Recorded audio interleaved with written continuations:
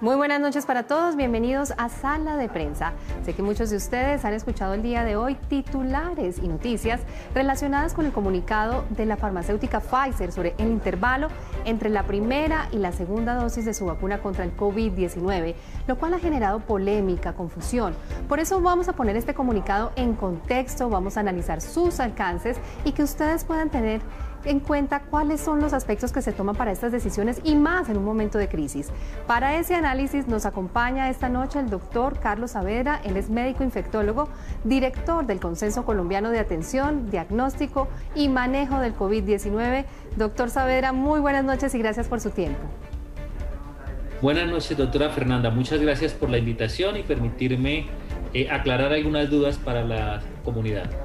Ese es el objetivo, doctor Saavedra. Antes de empezar, me gustaría que usted le contara a las personas que están conectadas en este momento quiénes conforman ese consenso. Estamos hablando de decenas de sociedades y asociaciones científicas, ¿no es así? Es verdad, estamos hablando de más de 300 especialistas en todas las áreas de la medicina, desde el cuidado intensivo, pediatría, cuidado crítico, medicina interna, rehabilitación, psiquiatría, ginecología, que asocian 69 sociedades científicas. Este consenso adicionalmente está respaldado por 10 universidades de alto prestigio como la Universidad Nacional de Colombia, la Universidad Javeriana, el Instituto ICESI de Cali, la Universidad de Pereira, la Tecnológica de Pereira y más de 14 instituciones hospitalarias de alto nivel que han considerado que el funcionamiento de este consenso les ayuda en la atención de los pacientes que sufren de esta penosa enfermedad. Es decir, que usted aquí es la voz de muchos científicos y no solamente, por ejemplo, como algunos podrían pensar, de la Asociación Colombiana de Infectología. Entremos en materia, doctor Saavedra. El comunicado de la farmacéutica Pfizer. Ellos como fabricantes explican que la segunda dosis es a los 21 días, que así hicieron sus estudios de fase 3. Pero esto no es una camisa de fuerza. Expliquemos por qué. Es totalmente cierto. La estrategia del laboratorio es buscar la mejor inmunidad para un individuo, para una persona. Y bajo ese precepto buscaron la forma más rápida de administrar las dosis necesarias de vacunas que protegieran al individuo. Entonces, los objetivos son totalmente diferentes respecto a las poblaciones grandes. Y Pfizer tiene toda la razón. Su investigación se hizo para que los individuos tuvieran la mejor protección en el menor tiempo posible. Y eso se da a los 21 días. Así que desde la perspectiva unipersonal, no tiene nada extraño este comunicado y es correcto.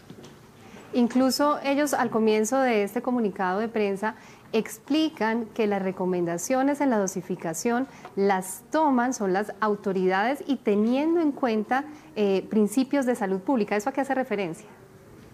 Esto es muy importante.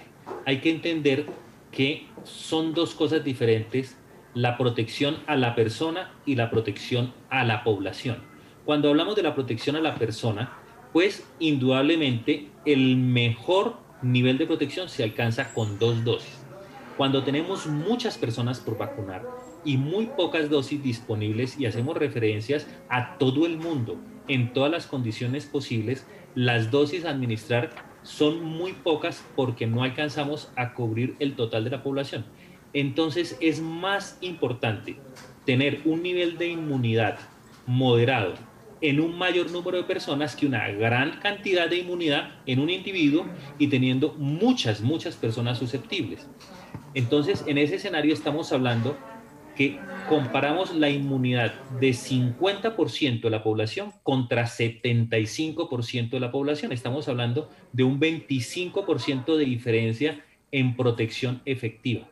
Esto en números poblacionales y con diferentes estudios puede marcar grandes diferencias a largo plazo y en grandes números para personas que se puedan enfermar y puedan morir por esta infección. Exactamente, es que estamos en una situación de crisis con el recurso escaso, entonces debemos adaptar esos recursos precisamente a la disponibilidad que tenemos. Además, decisiones como estas no se están tomando por primera vez con la vacuna contra el COVID, sino que se han tomado en otras ocasiones, por ejemplo, con vacunas como la hepatitis B o como la vacuna contra el papiloma humano, y eso es importante que ustedes que nos están viendo a esta hora lo tengan claro. Doctor Saavedra, digamos que esa recomendación formal y oficial de la farmacéutica contrasta con la decisión que anunció hace pocos días el gobierno, que dice que esa segunda dosis, ojo, para las personas que están en etapa 4 y 5, se extiende hasta 84 días. Esto no es una decisión a la ligera, precisamente es una decisión que se basa en una recomendación que hizo la asociación, el Consejo, después de revisar experiencias exitosas en diferentes países. ¿Qué vieron? Y esto es muy importante. Estas discusiones y estos comunicados no salen de la noche a la mañana y son muy bien pensados y muy bien trabajados. Son jornadas extenuantes de análisis e interpretación de la información, no por un individuo, sino por una gran cantidad de personas pertenecientes a las sociedades científicas que interpretan la información y generan las dudas buscando el mejor conocimiento posible.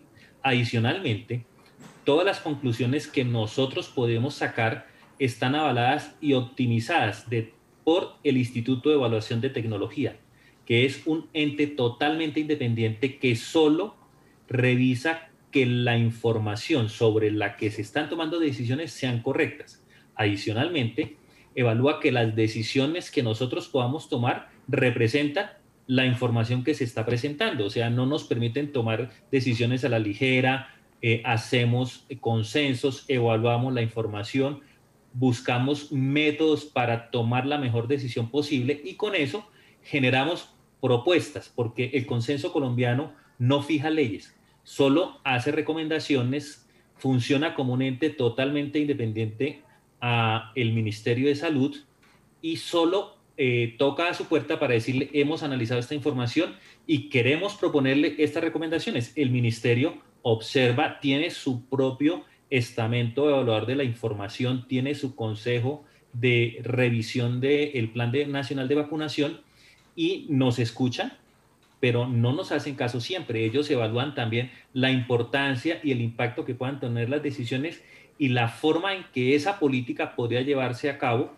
y si tendría conflicto para el desarrollo de la misma. Entonces, son muchos procesos, son muchos pasos, son muchos análisis que al ser llevados muy cuidadosamente nos permite asegurar que fue la mejor decisión posible.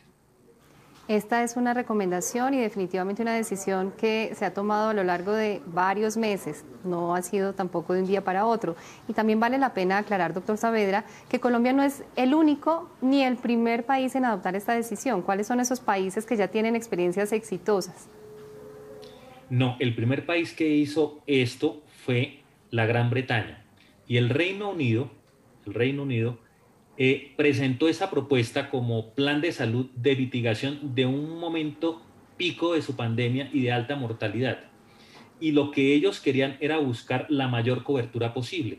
Obviamente hubo grandes detractores, hubo universidades que estuvieron en desacuerdo con esta política gubernamental y tuvieron que aceptar una gran cantidad de golpes hasta que la estrategia se mostró exitosa. Y en ese momento todos sus contradictores tuvieron que aceptar que fue una buena estrategia. Posteriormente, Canadá, Holanda, Dinamarca, notaron que esto era válido y también lo tomaron para sus propias decisiones. Colombia lo ha querido hacer. Nosotros como personas que trabajamos en la salud y que vigilamos continuamente esta enfermedad a nivel mundial, pues encontramos que esa estrategia también era muy buena y se la presentamos al gobierno, ellos la analizaron y fueron extremadamente conservadores. Los otros países fueron muy liberales y lo pusieron a toda la población. Así que ellos vacunaron con ese intervalo también a los mayores de 60 años y personas con comorbilidades. El gobierno no quiso asumir ese riesgo tan grande sobre personas con comorbilidades o susceptibles y nos propuso esperar, dijo que tenía en cuenta nuestra consideración, pero prefería proteger mucho a esta población vulnerable o susceptible a la COVID-19. Y es así como esta recomendación o esta propuesta se discutió durante varias jornadas con el ministerio y ellos al fin decidieron tomarla como una política de salud pública para la segunda fase. Es decir, que ya otros países, en especial el Reino Unido, pasaron por estas polémicas que estamos viviendo por estos días aquí con esta decisión. Doctor Saavedra, ¿qué decirles a las personas que, por ejemplo, afirman, pero es que Colombia no es el Reino Unido? ¿Qué decirles a ellos? Sí, es cierto. Nosotros no somos el Reino Unido, pero como seres humanos no somos diferentes y nuestro sistema inmunológico no es muy diferente al sistema de los británicos. Además, ellos son una sociedad multicultural con influencia de diferentes áreas de India, de África, de Latinoamérica. O sea, ellos son una amalgama de poblaciones y nosotros no somos como población diferentes, no tenemos por qué serlo. Nuestro sistema inmune no es tan diferente del sistema inmune de los británicos. Obviamente ellos tienen una mejor capacidad de vigilancia, tienen muchísimos más recursos y ellos pueden mostrar más rápidamente el resultado de su estrategia, lo cual no significa que la estrategia no sea exitosa. Lo que nosotros tenemos es simplemente que observarlo con la experiencia y con el tiempo. Pues conducir un carro Land Rover en el Reino Unido se conduce por la derecha, no es diferente a conducir ese mismo carro Land Rover por la izquierda en Colombia. Y así sucede con otros ejemplos en los cuales podemos notar que si bien las cosas o las propuestas se desarrollaron en unos países con mejores capacidades económicas y mejor posibilidad de seguimiento, no significa que no puedan funcionar en Colombia. Entonces la PCR no funcionaría en Colombia, la medición de anticuerpos, las otras vacunas que desarrollaron en otros países no servirían en Colombia. Me parece que es una falacia y no tendríamos por qué estar discutiendo que una cosa es en el Reino Unido y otra cosa es aquí en Colombia. Clarísima su explicación. Yo sí quiero que comparta con todos nosotros esas simulaciones que ustedes han hecho sobre el impacto tan importante que tendría en nuestro país el caso de espaciar o ampliar ese intervalo entre las dos dosis de Pfizer, es decir, no aplicarla a los 21 días, sino a los 84 días, en términos de mortalidad de hospitalizaciones. Sí, en esos modelamientos matemáticos, realmente esos modelamientos ya fueron realizados en Europa y nosotros también los aplicamos aquí en Colombia y los medimos y existen diferentes factores que pueden afectar este modelamiento. No es un modelamiento estático, es dinámico. Y la influencia de ese modelamiento incluye en qué momento de la pandemia está la población sobre la cual se va a proponer, si hay un muy alto riesgo de adquirir la infección o muy bajo riesgo de adquirir la infección. También tiene que ver cuántas vacunas dispone esa población. Y entonces, si la población dispone de más del 0.5%, o sea, del 0.5% de la población, podríamos hablar de más de 1 millón de dosis por día, pues la estrategia de prolongar las dosis no tendría un impacto significativo. El impacto se da en poblaciones como la nuestra, donde hay una alta contagiosidad, 25% de las pruebas son positivas y tenemos del orden de 250.000 media diaria de administración de la vacuna. Eso establece 250.000 dosis, sí. Eso establece que en ese modelamiento, con esas características como están, prolongar los 84 días podrían reducir los casos de formas graves y mortalidad entre un 15 y un 30%. Siendo conservadores, es reducir la tasa de muertes que hay actualmente en Colombia en un 15%. Estamos hablando de cerca de 70 a 75 muertes diarias por esa sola estrategia. Y también, si tenemos en cuenta que la mitad de las personas que murieron tuvieron que acceder a UCI o pedir una unidad de cuidados intensivos, reduciríamos esa necesidad a 150 a 200 demandas de camas de unidad de cuidados intensivos por día con esa sola estrategia en 2 a 3 meses. O sea, esto es diario y nos iríamos a 2 a 3 meses durante la administración de los aproximadamente 10 millones de dosis de vacuna RNA que faltan. Entonces, esto es un impacto muy significativo en ese modelo teórico sobre el que se trabajó. Y definitivamente lo que buscan estas estrategias, como usted nos muestra, es al final salvar vidas. Doctor Saavedra, en momentos como este, donde se hacen los anuncios en los ajustes de las dosis y coinciden, infortunadamente, con que algunas regiones denuncian que no tienen suficiente disponibilidad para aplicar esa segunda dosis, muchas personas se apresuran a decir es que esta decisión se está tomando es porque se acabaron las vacunas. Creo que es importante también dejar claro que independiente de esa disponibilidad, aquí hay una evidencia clínica, como usted ya nos lo ha venido mostrando. Sí, y es importante. Entonces, hagan la cuenta en su cabeza. Imagínense que tenemos 300.000 dosis de vacuna de RNA mensajero, que es la vacuna de Pfizer. Esas 300.000 dosis pueden alcanzar para darle una protección de 95% a 150.000 personas, o una protección que ya se ha medido más del 80% a 300.000 personas. Entonces, el rango y la cantidad de personas protegidas van a ser muchas más con una sola dosis que con dos dosis. Y adicionalmente hay otro punto que hay que recordar. No se trata de olvidar la segunda dosis. Es simplemente que se va a retardar un poco más. En lugar de administrarla a las 3 semanas, se propone que se administre aproximadamente a los 3 meses. Muchas más personas van a verse favorecidas con esta estrategia. Eso que usted acaba de mencionar es importantísimo porque no les estamos pidiendo ni que cancelen ni que se renuncie a ese refuerzo, simplemente tener un poquito de paciencia para que otras personas puedan tener acceso a esa primera dosis. Otro tema clave es que esta decisión no es para todo el mundo, solo para los vacunados en las etapas 4 y 5. Sí, esto es importante.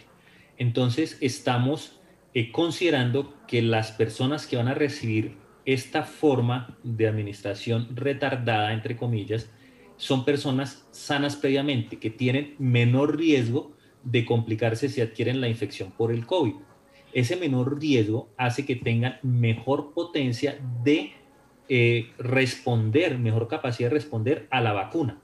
Entonces, se está utilizando el mejor de los escenarios posibles. De hecho, podríamos decir que si nos comparamos con el Reino Unido y con los otros países, nosotros hemos perfeccionado su estrategia.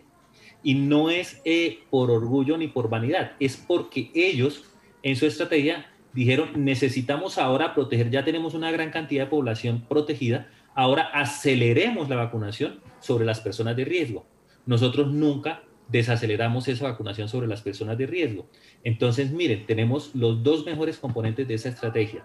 Una vacunación acelerada en adultos mayores de 50 años y personas con comorbilidades, y una administración retardada en adultos jóvenes sin comorbilidades. Es una estrategia mucho más cercana a las necesidades de la población que la que se inició en el Reino Unido y que quisimos emular.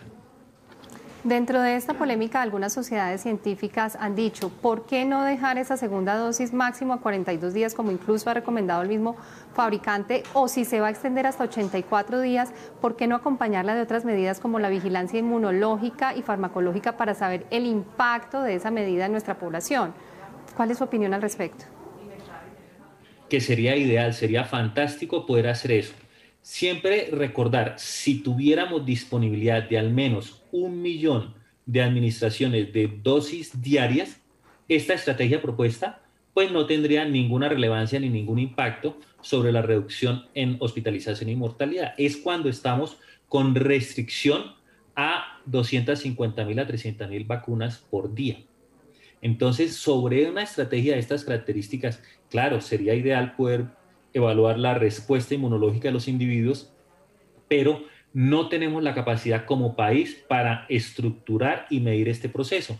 Podríamos hacer pequeñas mediciones poblacionales como modelo, y en eso tendríamos que invitar a los científicos, a aquellos que están proponiendo eso, a generar núcleos de observación, muestras poblacionales que nos permitan tratar de entender cómo se está comportando esta estrategia a nivel país. Esta sería una excelente opción para unirnos como médicos, como expertos en el tema, y poder dar respuestas a todas estas inquietudes. No solamente discrepar de la propuesta, sino generar una medición que pueda ayudarnos a saber si lo que hicimos es correcto. En el Reino Unido, si ustedes ven, los datos demuestran que sí fue correcto.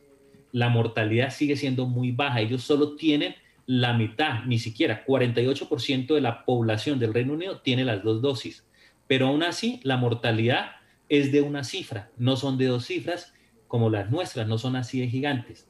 Y a pesar de que ellos tienen un brote, porque es cierto, hay más número de infecciones con variante Delta y es la variante predominante actualmente en esa población y muy probablemente se convierta en la variable predominante en el mundo, la muerte no se ha incrementado, ni las hospitalizaciones, son infecciones leves. Entonces, eso es una muestra más de que esa estrategia funciona. Exactamente hacia allá va mi siguiente pregunta, doctor Saavedra. Y en este proceso tan dinámico y tan cambiante, no solamente de las recomendaciones, sino también del mismo comportamiento de la pandemia, existe el temor con esta variante de Delta. ¿Qué se sabe de la última evidencia al respecto de la efectividad de esta sola dosis de la vacuna de Pfizer frente a esta variante? Bueno, eso es una noticia maravillosa. Los primeros estudios mostraron que esta variante tendría un potencial de escape que se llegó a considerar hasta el 66%, porque su efectividad en las primeras aproximaciones fue de 33% y se publicó esto. La vacuna, una dosis de vacuna de RNA mensajero solo cubre el 33% de las infecciones y puede llegar aún a ser cierto, pero con la estrategia de vacunar más personas, el seguimiento a los 2 meses mostró que ya tenía una efectividad del 75% y el último informe del Instituto de Vigilancia británico mostró que la efectividad de esta vacuna para variante Delta es de 97% con una dosis. Esa es la última información a julio de 2015. Entonces, la vacuna sí protege cuando se habla de toda la población, sí disminuye el riesgo de transmisión. Indudablemente esta variante tiene mayor potencial de transmitirse. Se transmite aproximadamente, se cree, a un nivel, una rata de 7, o sea, una persona puede infectar a 7 personas más. Eso es bastantísimo. Pero si lo comparamos contra la varicela, que es una rata de 20, aún sigue siendo 3 veces menor que la varicela. Entonces, las medidas de protección pueden contenerla, ¿cierto? Es importantísima la vacuna. La vacuna es el eje central de la resolución de esta pandemia. Pero mientras toda la población esté vacunada, el eje central de los individuos que aún están en proceso de vacunación es usar bien la mascarilla, mantener la distancia y la higiene de manos. No hay otra solución posible. Entonces la variante Delta es más contagiosa, pero no mata más. Ese mensaje que usted acaba de dar es fundamental porque el hecho de estar vacunados con una dosis o incluso con el esquema completo no significa que nos debamos olvidar de las demás medidas. Usted menciona algo fundamental y tal vez eso empiece a cambiar cuando tengamos un alto porcentaje de la población vacunada, ¿no es así? Sí, lamentablemente la confianza excesiva en la vacuna ha llevado a que las personas relajen sus mecanismos de protección. Y en los hospitales ya tenemos notas y seguimos a los pacientes reconociendo si fueron vacunados o no. Y tenemos personas que han sido vacunadas con las 2 dosis, hospitalizados en unidad de cuidados intensivos. Son los menos. No se trata de generar pánico, son muy pocos, pero sí de reconocer que aún vacunados debemos mantener el distanciamiento. Hasta que todas las personas a nuestro alrededor estén vacunados, no se puede disminuir las precauciones. Si estuviéramos en el Reino Unido, si estuviéramos en Israel, es más, si estamos en Estados Unidos y todos estamos vacunados, ya las medidas pueden ser relajadas totalmente y solo en condiciones muy particulares utilizaríamos la protección que estamos utilizando actualmente en Colombia. Pero en Colombia estamos hablando de un nivel de vacunación de nuestra población cercano a 20% en el momento. Nuestra realidad epidemiológica y de vacunación es muy diferente, así que por ahora no podemos relajarnos. Doctor Saavedra, la gente está recibiendo mucha información. ¿Usted qué les dice? Mire, hoy el doctor John Mario González, que precisamente hace parte de la Sociedad de Inmunología, que ha tenido controversia con ustedes frente a esta decisión, dio un mensaje muy claro que decía, estas discusiones son necesarias, hacen parte de la ciencia, pero ojo, la gente debe estar tranquila. Esto no quiere decir que una dosis no le va a funcionar. Claro que le va a dar protección y cuando reciban la segunda va a aumentar esa inmunidad. ¿Usted qué les dice? Es cierto que lamentablemente el querer hacer política con la política diferente a una política de salud pública, sino política partidista o de votación con las decisiones de salud pública es un error. Entonces, lo más importante es recordar que los científicos podemos discrepar de muchas maneras. De hecho, en la controversia técnico-científica está el desarrollo de la ciencia. Si todos fuéramos unanimistas, no tendríamos discrepancias y la ciencia no hubiera crecido tanto y no hubiéramos alcanzado tan profundos conocimientos a nivel universal. Obviamente, algunas personas se molestan y piensan que pensar diferente es pensar mal. En lo absoluto. Yo estoy muy de acuerdo con la propuesta del doctor John Mario y con la misma propuesta de la Asociación Colombiana de Inmunología. La diferencia está en la perspectiva con la que estamos viendo esa situación. Los fundamentos sobre los cuales se están definiendo la discusión siguen siendo válidos. El fundamento más importante es que en esta vacuna se requiere dos dosis para obtener una protección máxima, que la protección que da una dosis es menor y por tanto siempre deberá ser acompañada de una dosis adicional. Pero ojo, una dosis en una persona que ha tenido aún una infección leve o asintomática es tan potente como dos dosis. Entonces significa que se requieren dos hits, dos golpes, dos estímulos inmunológicos diferentes. Ese es el secreto de la protección contra la COVID-19. Dos estímulos inmunológicos diferentes que pueden ser generados por una infección natural más una vacuna o con dos dosis de vacuna. Incluso ya sabemos y ya hay estudios que han mostrado que con dos formas diferentes de vacunas también se puede obtener esta protección. Obviamente no es lo más recomendado y no debería generarse esto como una pauta, esta última recomendación que acabo de dar. Bueno, pues doctor Saavedra, muchísimas gracias por su tiempo, muchísimas gracias por este llamado. Sin duda alguna, como ya lo venimos diciendo, esta es una decisión que busca salvar vidas, pensar en ese bien colectivo y no solo en el individual. Hasta una próxima oportunidad aquí en Noticias Caracol Ahora.